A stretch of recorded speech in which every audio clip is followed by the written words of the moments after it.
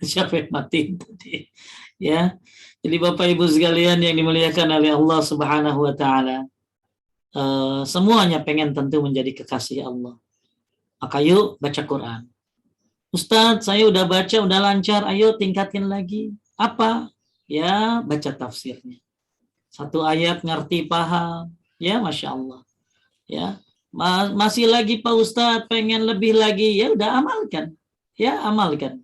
Amalkan apa yang kau baca. Maka dari Ibnu Mas'ud radhiyallahu an, para sahabat Nabi itu kalau baca Quran berapa ayat? 10 ayat. Sampai ngerti, paham, ngamalin, baru ayat selanjutnya. 10 ayat sampai ngerti, paham, ngamalin, baru ayat yang selanjutnya. Ya, Masya Allah, luar biasa. Mereka orang-orang terdahulu dalam mengamalkan Al-Quran. Makanya orang dulu Kang ya, kalau lagi ngantuk baca Quran jadi melek. Kalau orang sekarang tadinya melek gitu baca Quran jadi ngantuk. Ya, makanya Abu Salamah mengatakan dahulu Umar radhiyallahu an, jika Abu Musa duduk di sisinya, kadang beliau berkata kepadanya, ingatkanlah kami wahai Abu Musa. Lalu Abu Musa pun membacakan Al-Quran. Jadi Umar itu senang baca Quran dengar dari orang lain. Ya, sebagaimana Nabi juga senang dengar baca Al-Quran dari orang lain. Jadi Umar bin Khattab itu kalau lagi duduk minta supaya Abu Musa baca Al-Quran. Masya Allah. Makanya orang yang suka dengerin baca Quran dari Ibnu Abbas mengatakan dia akan dapat cahaya nanti pada hari kiamat. Abdullah bin Mas'ud berkata, ya, inna hazil qulub awiyah.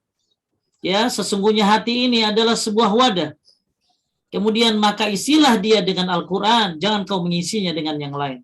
Jadi hati ini udah kayak toples gitu. Isilah toples itu dengan Al-Quran. Jangan kau isi dengan yang lain. Ya, bahkan kata Ibnu Abbas radhiyallahu mengatakan, aku membaca Al-Baqarah satu malam dan mempelajari isi kandungannya. Lebih aku sukai daripada aku membaca Al-Quran secara cepat.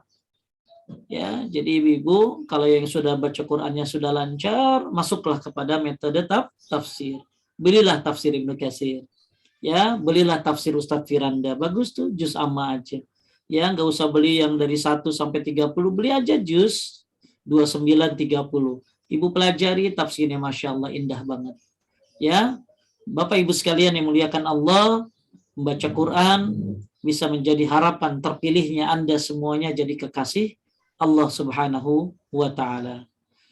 Bapak Ibu sekalian yang dimuliakan oleh Allah Subhanahu wa taala, inilah pembahasan kita pada hari ini. Insya Allah mudah-mudahan menggiatkan orang-orang yang ada di rumah tahfiz Quran Al-Bayyinah untuk lebih semangat lagi mengajarkan dia dan belajar Al-Quran. Dan orang yang belajar Quran dan mengajarkan Quran adalah manusia terbaik ya. Kenapa? Khairukum man ta'allama al-Quran wa 'allamahu.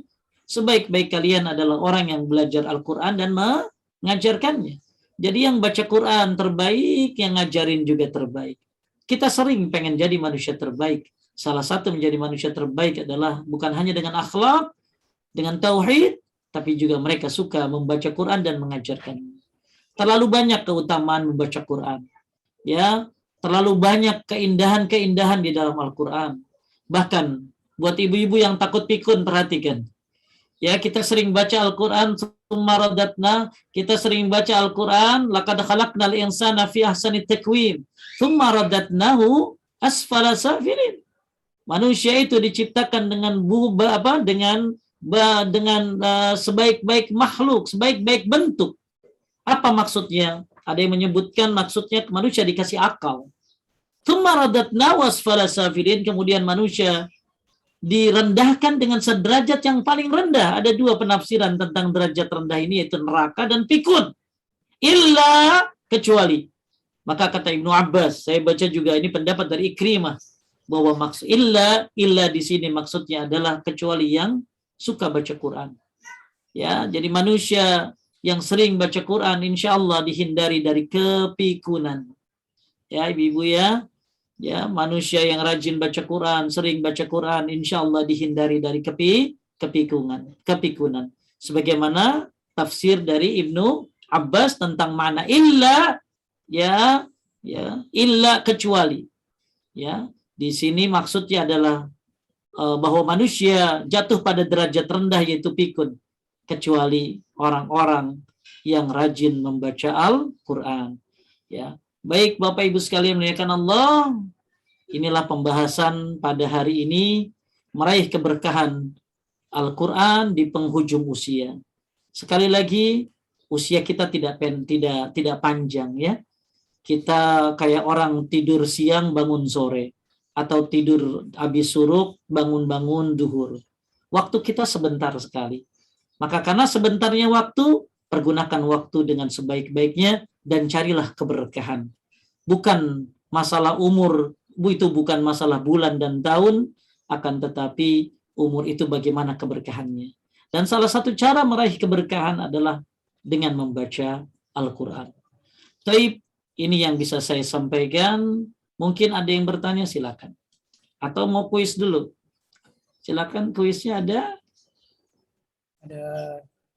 Sebentar Ustadz, untuk ini Ustadz Taufik. Iya. Bisa dilihat di ini. Ya, pertanyaan yang sudah kita pilih. Oh ya, baik. Masya Allah, ada banyak ini pertanyaannya Ustadz. Cari yang paling bagus Ustadz. Baik, langsung ke pertanyaan atau mau kuis dulu tadi kata Ustadz? Ya, ini yang pertanyaan terbaik akan mendapatkan ini ya. Oh. Nah, ini sudah ada nih. Pertanyaan terbaik, Masya Allah. Nanti dapat apa nih Ustazah Fitri? Baik, ini dibaca dulu pertanyaannya. Bismillahirrahmanirrahim. Afwan Ustadz, ada yang mau ditanyakan, apakah kita mesti dalam keadaan berwudu ketika membaca Al-Quran? Dan apakah harus dengan menutup aurat walaupun kita membaca sendirian di kamar? Baik. Ibu sekalian dimuliakan Allah, ulama terbagi menjadi 3 pendapat tentang bagaimana wajibnya wudu itu untuk apa. Pendapat yang pertama, wudu itu wajibnya hanya untuk sholat saja. Ya, berdasarkan surat Al-Maidah, ya, ayat berapa? Ayat 5, ayat 6 kan, ya. Iza kumtum ilas salati faghsilu wujuhakum, ya. Jadi berdasarkan ayat itu wudu hanya untuk sholat saja. Yang berpendapat demikian Ibnu Taimiyah, Abu Malik Kamal Said Salim dalam kitab Sahih Fikih Sunnah, jadi wudu hanya untuk sholat saja. Yang kedua, wudu untuk sholat saja dan tawaf saja. Jadi kalau pertama sholat doang. Yang kedua enggak, sholat dan tawaf. Ya, sholat dan tawaf. Agak panjang penjelasannya, tapi kurang lebih kesimpulannya seperti itu. Yang ketiga, wudu untuk sholat, tawaf, dan memegang Al-Quran. Akan tetapi, ulama ikhtilaf tentang masalah hukum memegang Al-Quran bagi orang haid, bagi orang junub. Ada yang membolehkan, ada yang tidak membolehkan. Ya, yang membolehkan, yang mengatakan bahwa semua riwayat-riwayat yang menyatakan orang haid nggak boleh megang Quran, orang junub adalah dhaif dan lain sebagainya. Jadi kalau dengerin Ustadz bilang kalau megang Quran harus wudu, baca Quran harus wudu, dihormatin aja. Kalau ada Ustadz bilang boleh, nggak apa-apa. Saya termasuk yang berpendapat boleh, ya, karena saya berpendapat nomor 1 dan 2 tawaf dan sholat saja yang wajib memegang berwudu. Ya, kalau tawaf sumbernya dari hadis dari Ibnu Abbas radhiyallahu an, kalau sholat berdasarkan surat Al-Maidah, ya. Iza qumtum ila sholati faghsilu wujuhakum wa aydikum ilal marafiq, ya, dan seterusnya. Jadi bagi yang apalagi Qur'annya dari handphone, ya, Qur'annya dari handphone. Jadi ibu sekalian muliakan Allah, itu memang perbedaan pendapat para ulama. Jadi kalau saya berpendapat boleh tidak berwudu. Tapi afdolnya, sunnahnya berwudu. Ya, sunnahnya berwudu. Tapi kalau tidak berwudu, tidak apa-apa. Kemudian menutup aurat. Syekh Shalih Al-Munajjid memberikan sebuah fatwa tentang kalau di rumah nggak usah nutup aurat, nggak apa-apa. Yang penting bajunya sopan. Ya, misalnya ibu tidak nutup nutup rambutnya di rumah baca Quran, sambil di meja makan nungguin suami baca Quran, nggak pakai jilbab, nggak apa-apa. Ya, nggak apa-apa. Tapi berpakaiannya tetap yang sopan. Ya, pakai daster mungkin masih sopan, ya. Tapi kalau cuma pakai baju yang enggak ini ya jangan. Jadi maksudnya di sini nggak pakai jilbab, ya nggak pakai jilbab nggak apa-apa. Kalau di rumah baca Qurannya selama tidak ada yang bukan mahramnya di dalam rumahnya, silakan baca Quran di kamar, nggak apa-apa nggak pakai jilbab. Lanjut. Pertanyaan selanjutnya, Ustaz. Apakah diperkenankan membaca Al-Quran dengan translate huruf Indonesia, Ustaz? Baik, sebenarnya translate Indonesia belum tepat untuk baca Qurannya. Ya, kenapa? Karena iza jadi idza, ya kan? Ya, kan harusnya kan iza, ya. Ya, lidahnya ya kan ada tata caranya ya, Bu ya. Fa. Coba tulisannya apa Kang Topik? Tasa, ini susah ini ya. Ya, jadi saya harapkan ya buat ibu yang bertanya, jangan lupa ibu yang bertanya kasih ininya ya, kasih nomor teleponnya biar dihubungi sama panitia. Ya, jangan minta hadiahnya ke saya ya. Terus minta hadiahnya ke saya lagi. Jadi minta hadiahnya ke panitia ya. Jadi ibu sekalian melainkan Allah, jadi lebih baik baca Quran itu belajar ya, belajar. Selama ibu belajar kemudian salah, tapi dalam rangka belajar dimaafkan. Tapi kalau ibu nggak belajar, main asal baca, nah ini tentunya nggak ada usaha. Manusia itu harus dilihat dari usahanya, ya. Jadi lebih jangan pakai translate ya, karena tidak tepat menurut saya. Banyak huruf-huruf yang tidak bisa ditranslatekan. Ya, dari sampai hari ini tulisan insya Allah aja jadi perdebatan, ya kan? Insya Allah tuh insya Allah atau ini Pak Ustadz, yang penting bacanya insya Allah gitu aja deh. Tulisannya mau kayak apa? Ya, itu saja. Ya, jadi coba belajar ya Ibu ya. Lanjut. Ustadz, kalau mati itu takdir Allah dan bisa datang kapan saja, tua atau muda, apakah penghujung usia di sini bisa dimaksudkan kapan saja? Jadi jangan mikir kita di penghujung usia ini ya udah tua ya. Ya benar juga Bu. Ya, jadi sebenarnya kalau maksud penghujung usia ini ada dua ya. Ya, orang yang sudah di atas 40 tahun atau orang di bawah 40 tahun. Karena kalau orang di atas 40 tahun itu sudah disebut orang yang panjang usianya. Ya, apalagi yang sudah beruban. Maka uban itu diibaratkan dengan komat, sedangkan kematian itu diibaratkan dengan uban itu diibaratkan dengan azan dan kematian itu diibaratkan dengan komat. Berarti yang sudah beruban waktunya nggak lama ke komat. Ya, oleh karena itu pengertian ujung usia ini bisa jadi ya akhir hayat kita, atau bisa jadi jangan sampai kematian datang sedangkan kita masih belum suka baca Al-Quran ya. Ya, boleh dua-duanya Bu diartikan. Tapi tujuan saya sebenarnya di sini adalah bahwa jangan sia-siakan umur kita. Yang muda belum tentu berumur panjang. Yang udah tua belum tentu mati. Ya, maka kita pergunakan waktu ini untuk membaca Quran karena banyak keberkahan di dalamnya, baik yang muda ataupun tua. Lanjut. Baik, Ustaz. Dalam membaca Al-Quran, apakah lebih baik membaca sedikit, pelan dan benar, atau membaca cepat, tapi kurang memperhatikan makhraj dan tajwidnya? Itu mah yang jawab Ustaz Taufik yang bisa. Ya, jadi Ibu ya lebih baik bacanya benar, pelan, Ibu ya. Daripada cepat kagak pakai makhraj ya tentunya jadi salah dong Bu ya. Jadi tajwidnya salah, makhrajnya salah, ya bisa mengubah arti lagi. Jangan ya. Jadi lebih baik baca pelan ya. Tartil yang penting, tartil ya, dan makhrajnya benar. Dan Ibu belajar gitu ya, belajar. Lanjut. Jika dalam sholat, bacaan kita lupa, apakah harus mengganti suratnya atau mengulang awal atau bagaimana? Ada beberapa model. Pertama, ketika Ibu lupa ayat 7 misalnya, Ibu ulangi lagi dari ayat 6, ayat 5, 6, lupa lagi. Kalau Ibu terus lupa, maka Komite Fatwa Saudi Arabia bolehin Ibu ngelongkap. Ya, Ibu lupa, asal bukan Al-Fatihah ya Bu ya, asal bukan Al-Fatihah. Misalnya Ibu lagi baca surat apa, Al-Ghasyiyah, lupa ayat 7. Ya, Ibu ulangi dari ayat 5, ayat 6, nggak keingat juga, maka Ibu lewatin ayat 7 langsung ke 8. Nggak hafal juga, emang ibu kagak ngapalin, ya ibu mendingan ganti surat. Ya, ganti surat yang ibu hafal sebagaimana firman Allah, faqra'u ma tayassara minal Qur'an, bacalah yang mudah dari Al-Qur'an. Lanjut. Baik, Ustaz. Pertanyaan selanjutnya dari Bu Emi, kalau ada seseorang yang sudah lanjut usia, kemudian dia menghafal juz amma, Ustaz. Nah, setelah hafal, apakah sebaiknya dia ke Al-Baqarah atau ke juz 29? Baik, saya lebih suka untuk juz amma lanjut ke juz 29. Ya. Lanjut nanti kalau udah juz 29 ke 28, baru ke 28, 29, 30 udah baru ke Al-Baqarah. Masing-masing sebenarnya metodenya banyak modelnya ya. Ada yang dari juz amma dulu baru Al-Baqarah. Ada lagi yang Al-Baqarah dulu, nah baru yang lainnya.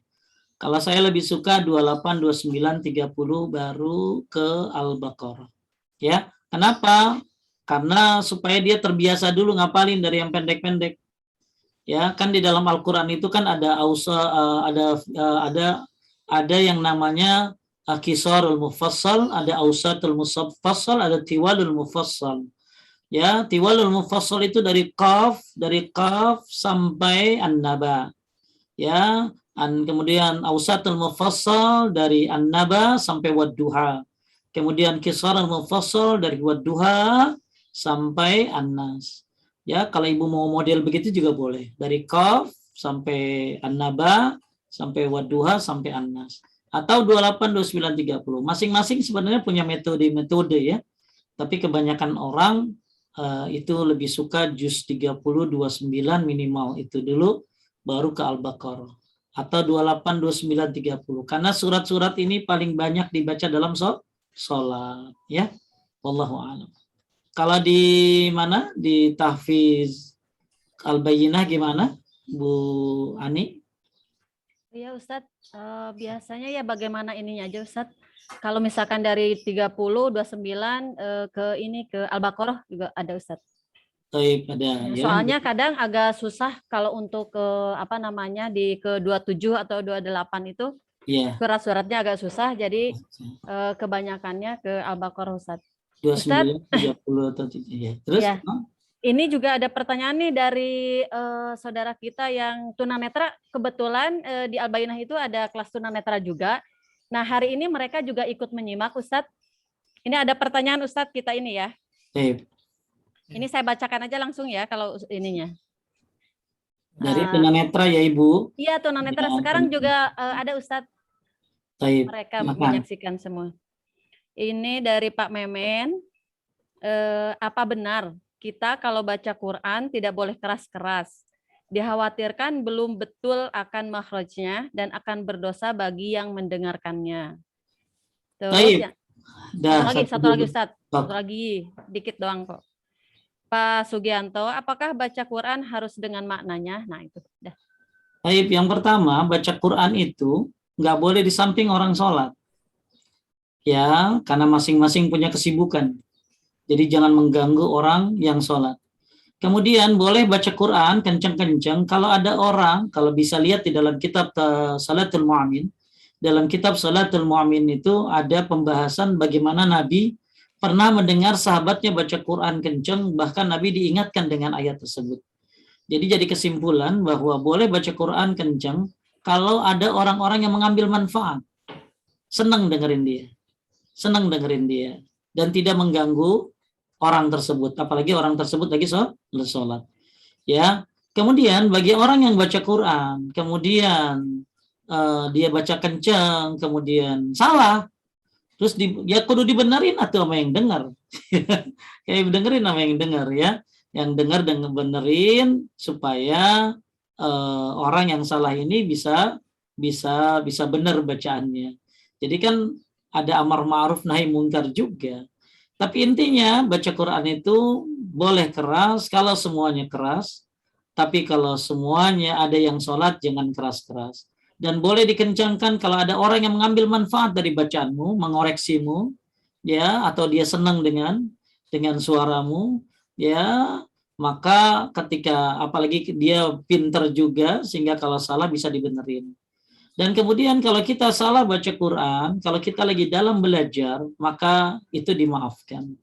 Ya, selama kita dalam proses belajar. Karena ada orang bilang, jangan baca Quran, nanti salah artinya lu, dosa lu. Nah, akhirnya orang itu nggak baca Quran. Ya, jadi kalau proses belajar, ya pasti ada salah-salahnya. Dan insya Allah itu justru dapat pahala dua, pahala bacanya dan pahala usahanya, terbata-batanya. Makanya perlu guru, perlu metode, dan perlu bimbingan. Semoga dimudahkan. Lanjut apa lagi tadi? Kan lupa saya bilang. Oh iya, ya udah. Satu lagi, Ustaz. Apa tadi? Apakah baca Quran harus dengan maknanya? Paling bagus baca Quran lihat artinya. Bahkan bagus lihat tafsirnya. Karena diharapkan Anda paham. Jadi kalau mau bagi-bagi waktulah. Ada waktu baca Quran dari saat dari alif dari satu ain dengan metode yang tartil. Nah, ada lagi waktu kita baca Quran dengan tafsirnya. Jadi kalau bisa kasih waktu. Ada waktu baca Quran dengan tartil, misalnya habis maghrib baca 1 juz atau setengah juz atau satu ain, 2 ain dengan tartil, walaupun nggak ngerti. Nah, itu kan ngumpulin pahala gitu. 1 huruf kali 10 kebaikan. Nah, nanti habis subuh baca Quran dengan terjemahnya dengan tafsirnya. Ya, cuma berapa ayat tapi ngerti paham. Jadi dibagi-bagi semuanya. Jadi kita ngumpulin mutiara dan kita juga ngumpulin pahalanya. Kan tadi 1 ayat ngerti paham itu ngamalin itu kayak mutiara, 1 permata. Ya, sedangkan baca Quran banyak nggak ngerti, nggak paham itu kayak banyak duitnya, maksudnya pahalanya. Ya, karena 1 huruf dikali 10 kebaikan. Maka kalau bisa kita bagi-bagi waktunya. Kapan baca waktu tafsir, kapan bagus baca baca dengan tartilnya. Taib, lanjut. Baik, Ustaz. Ini masih ada pertanyaan dari Ibu Rini Lubis. Bolehkah ayat-ayat Al-Quran dibaca, diniatkan untuk mengobati penyakit badan? Boleh, nggak apa-apa. Sebagaimana surat Al-Fatihah. Ya, Syekh Amin As-Sinkiti menyebutkan.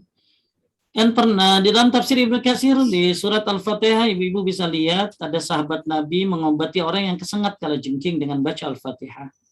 Ya, dengan membaca Al-Fatihah. Maka Nabi menyatakan wa matadri annaha ruqyah. Siapa yang ngasih tahu kalau Al-Fatihah itu adalah ruqyah? Nah, jadi orang itu kesengat kala jengking dibacain Al-Fatihah maka sembuh. Maka berdasarkan riwayat ini bahwa boleh baca Quran niatkan dan saya lebih suka niatkan kesembuhan hati dan badan. Kesembuhan hati dan ya Allah sembuhkanlah penyakit badanku, ya Allah sembuhkanlah penyakit hatiku dengan membaca Quran ini. Baik, lanjut. Baik, selanjutnya Ustaz, sudah belajar Al-Quran online, cuma sampai sekarang masih terbata-bata.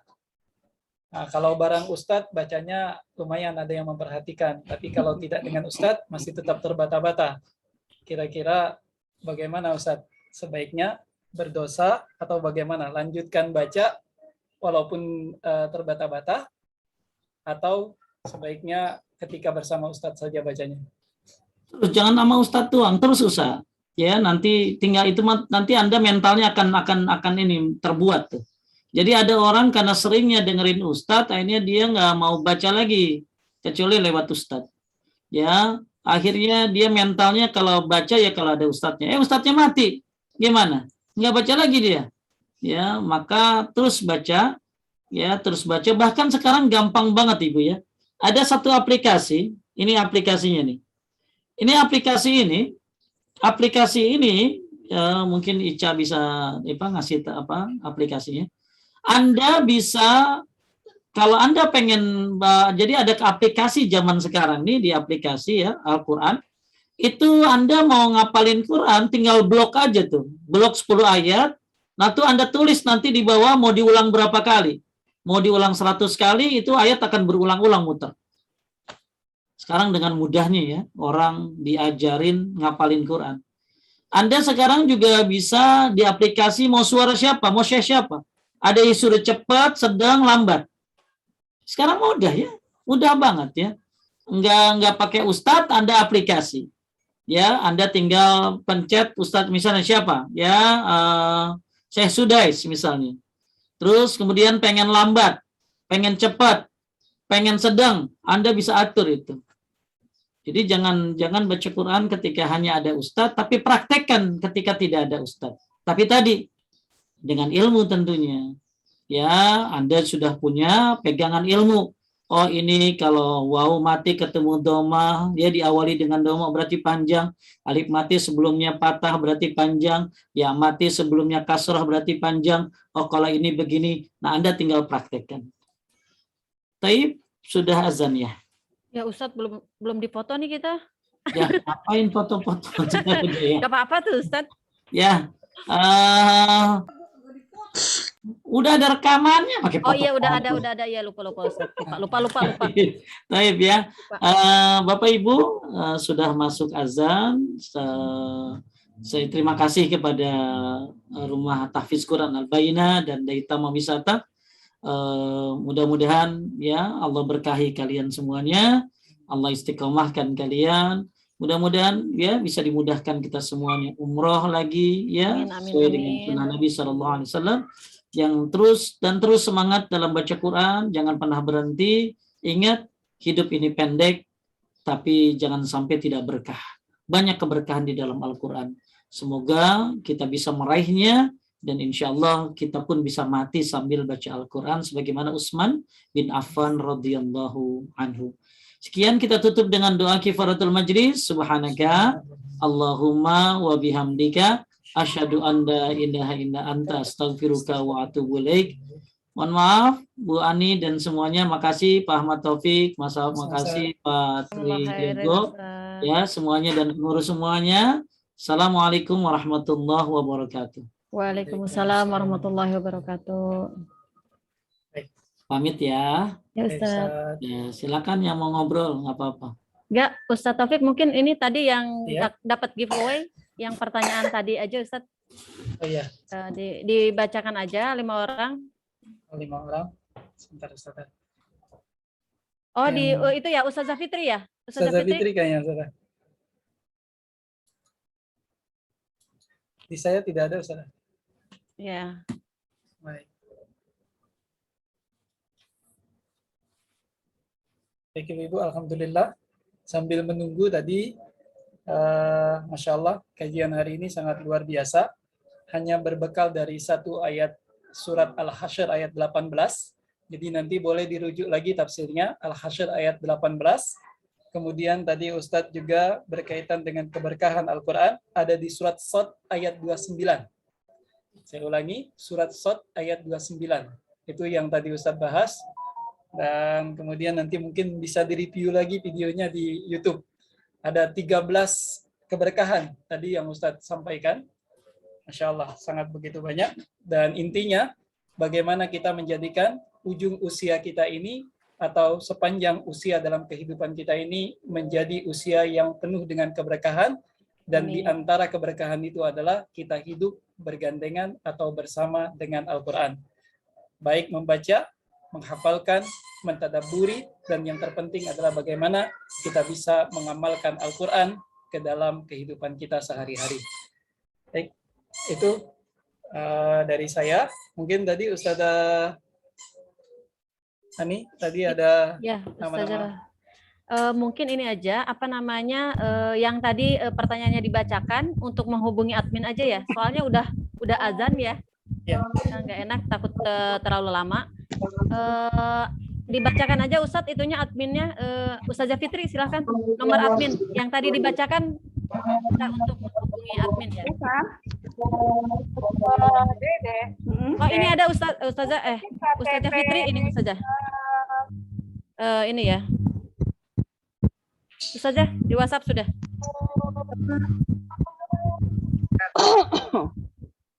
Sudah Ustazah? Baik, alhamdulillah. Tadi untuk beberapa peserta yang sudah aktif bertanya, yang pertama di sini dengan nama Zoom Ibu Ina dengan nama Zoom Ina, kemudian Murni, kemudian Murniati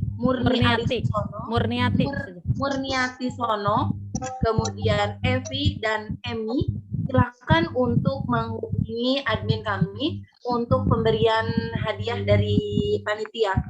Di nomor berapa? Untuk yang tadi nama-nama yang telah disebutkan, silakan menghubungi nomor admin yang bernomor 0812 8525 2061. Saya ulangi 0812 8525 2061. Iya, jazakumullah khairan katsiran Ustazah. Udah Ustaz, ditutup aja ya. Mbak, mohon tadi nama Adminnya aplikasi yang nomornya disebutkan Ustaz apa ya, Mbak? Ya, Yang disebutkan Ibu. Ustaz tadi ya tentang aplikasi menghafal Al-Quran apa ya, Mbak? Mohon di-share, Mbak. Nuwun sewu. Oh iya. Ya nanti ya Bu, di Baik, ini Bu. di Nanti kita share.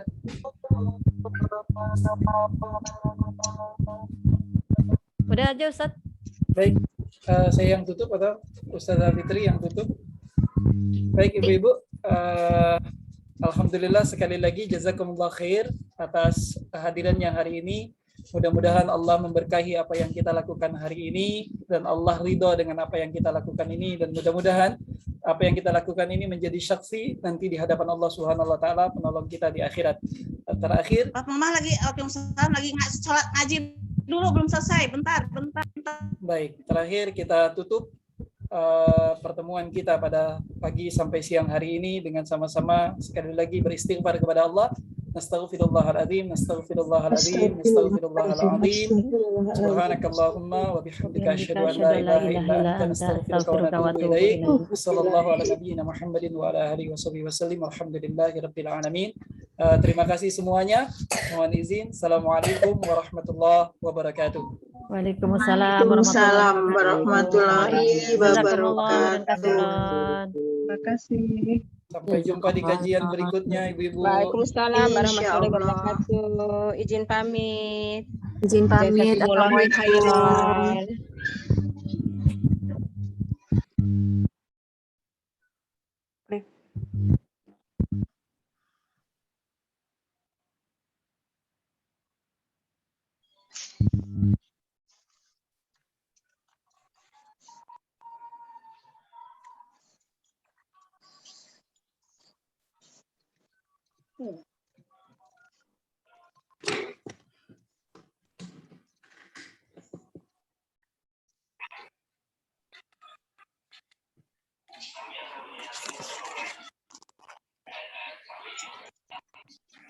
Mau mandi dulu ya, Kak?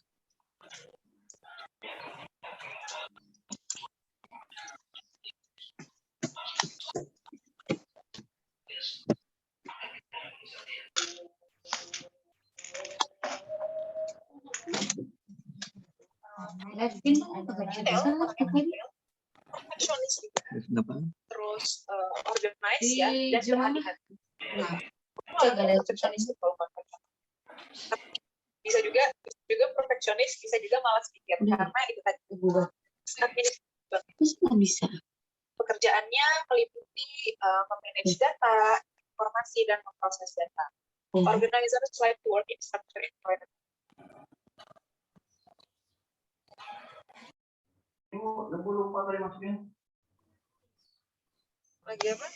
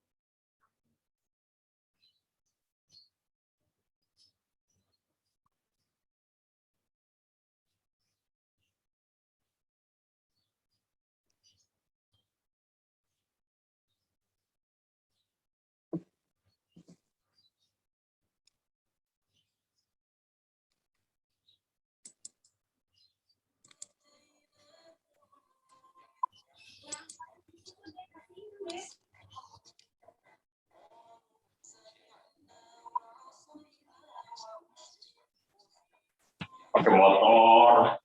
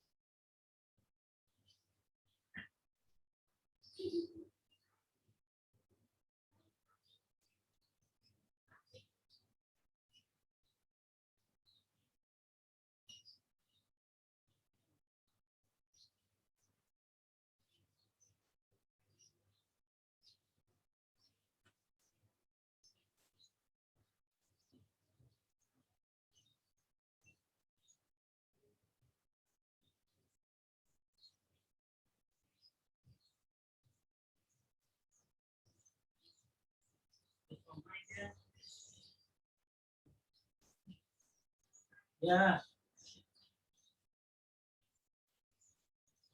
Ya.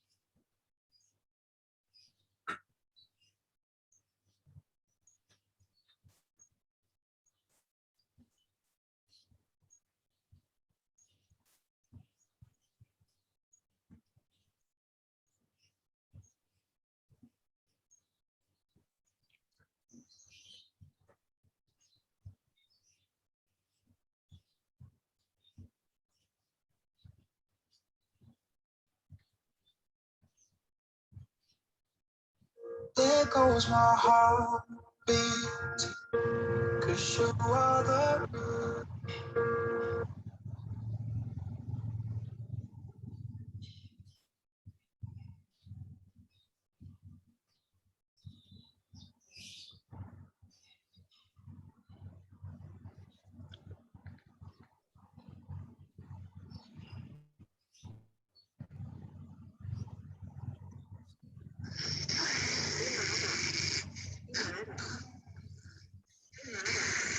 Marah sama siapa? Marah.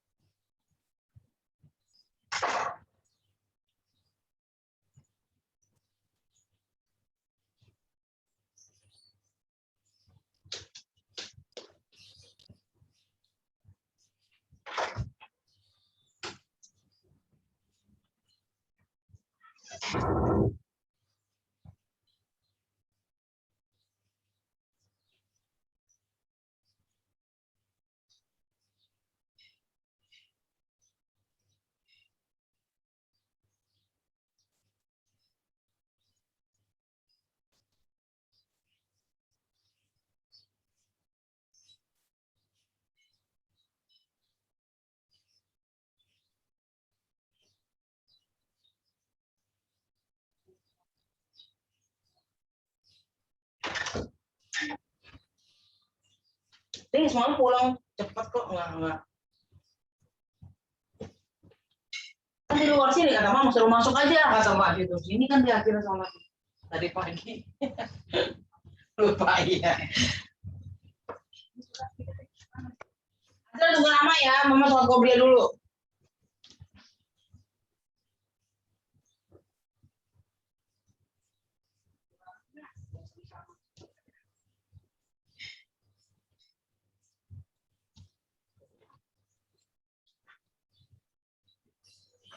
Udah mau, udah 4 rakaat qobliyah.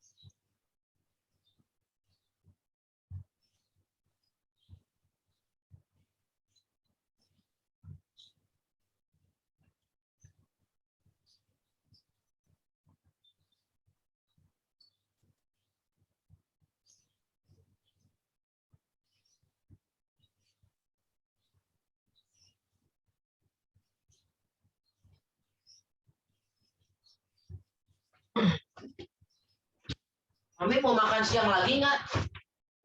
Belum apa? Kok kacang hijau nggak mau, nggak suka kacang hijau? Kacang hijau tuh obat kuat tuh, bagus. Orang teman kita buka puasa aja makannya kacang hijau doang. Enak kan kita nggak mau pakai santan kalau kita cuma jahe, gula merah, sama pandan. Enak. Itu kalau puasa seru bu, paling bikin itu.